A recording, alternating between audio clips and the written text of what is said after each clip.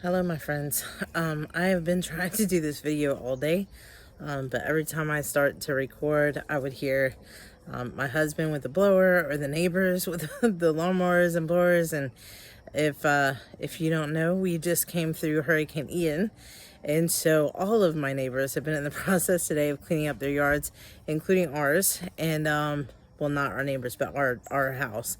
And so it's been a little bit noisy and hard to record, but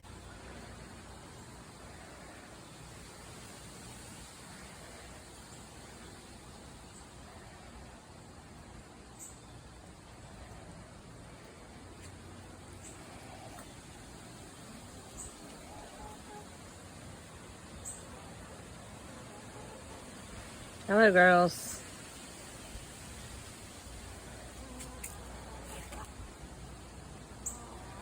I am sitting out here. It's about 5 o'clock on Saturday, one day post Ian coming through the South Carolina coast. And for those who don't know, we live in North Charleston, which is basically, as a bird's eye goes, or bird flies, or however that phrase goes, we live about 14 miles inland. And so whenever there's an evacuation or anything, our county is always in the middle of that. And so we knew it was hitting a little bit further north, but we also knew that it wasn't going to be like, nothing. We were going to have some stuff come through. And so we prepared, and we had, as much as we could, secured with all of the animals, with the chickens, with the quail, with the rabbits, all that stuff. My gardens, we moved my fruit trees because they're loaded with fruit and I didn't want them snapping.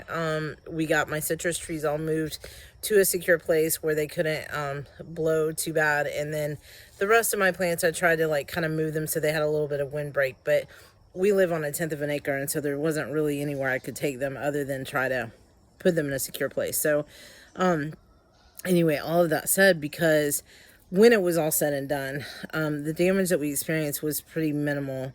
We did have a little bit, but it was minimal and easy to repair. And right down the street from us, we live in the landing zone for the Charleston International Airport, and they had clocked some of those wind gusts at 68 miles per hour. And so we had that coming through. We had branches fall off the trees. We had our quail hutch fell over completely. We had to run out in the midst of everything and rescue the quail and put them in a tote and bring them in the house. And then the roof flew off of the chicken coop. But where we had the chickens secured on the inside, that part remained. What flew off was just the run outside.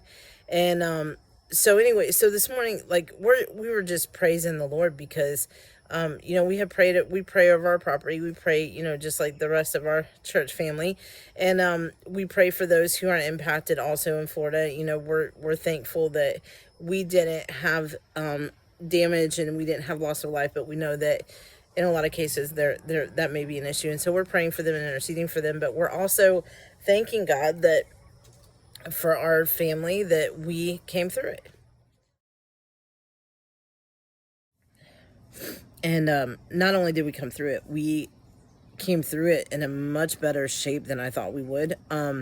I had made plans yesterday while we were sitting there with the storm raging outside.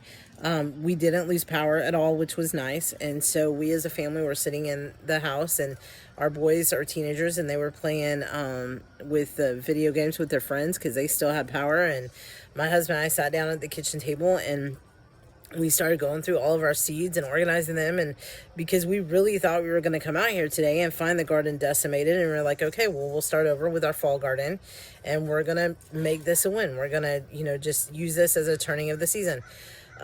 So we planted a bunch of seeds yesterday, sitting at the kitchen table. We planted them for our tower gardens. We planted them for the tower garden inside. We planted them for things outside. And then we also set aside things that we were going to plant out here after I went through and cleaned up today.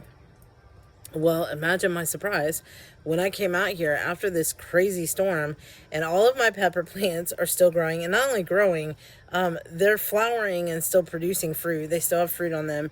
My cucumbers are still producing flowers and fruit.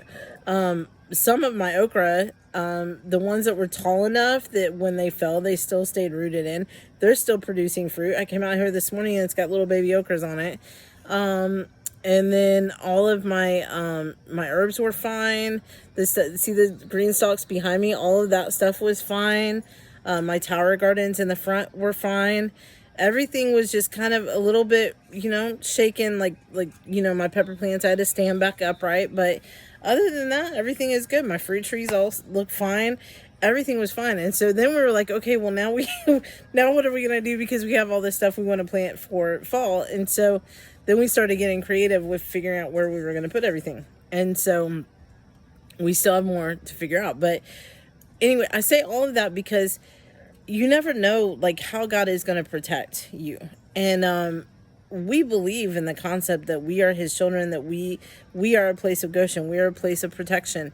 And you know, we, for this storm, came through it with minimal damage, and everything that we had to repair we were able to do last night. We were able to move the quail to a different hutch that we had empty, so they're safe in their permanent place.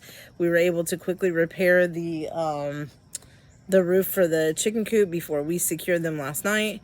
Everything was fine. Everyone is fine. And we just, you know, we just give it up to the glory of our God, that he protected, that he watched over us, and that he kept us safe. But not only that he protected us, but he protected our land. He protected our harvest. He protected the fruit of our labor and all that we were doing, and kept it safe. One of the things that I was most anxious about and most concerned with was losing power. Because we have our deep freezer, and my son just went hunting. Another friend of his went hunting. So we had venison in there that we hadn't done anything with yet. And we did not want to lose that. We didn't have a generator. And even when we were trying to find one, you know, of course, everybody was sold out at this point. And so we were praying that we wouldn't lose power, because we didn't want to lose all that meat. And so, you know, for us, this was a win, because we really have been trying to be faithful to steward and to help people, and live more sustainably, and to see how God protected our property when we really couldn't do a whole lot. We couldn't bring plants inside. We had nowhere to put them. We don't have, you know, extra space to move them in a garage or anything like that. And so we kind of were feeling like stuck, like we couldn't do anything. But that's the moments when God comes through. When you feel like you can't do anything, that's when he shows up to show you that he can do it. And so anyway, I just want to take this minute just to give a shout out to our God and thank him. And also just encourage you to pray for Florida, and pray for those on the coast. They got hit harder than us.